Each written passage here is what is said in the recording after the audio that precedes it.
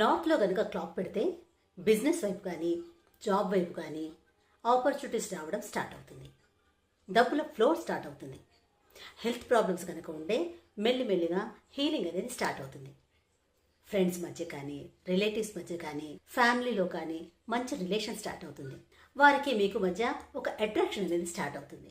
అయితే నార్త్లో clock blue కలర్లో కానీ, వైట్ కలర్లో కానీ, లేదా గ్రీన్ కలర్లో కానీ ఉండేలా చూసుకోవాలి. అలాగే సర్కిల్ షేప్లో కానీ, రెక్టాంగిల్ షేప్లో కానీ, వేవీ ప్యాటర్న్లో కానీ ఉండేలా చూసుకోవాలి.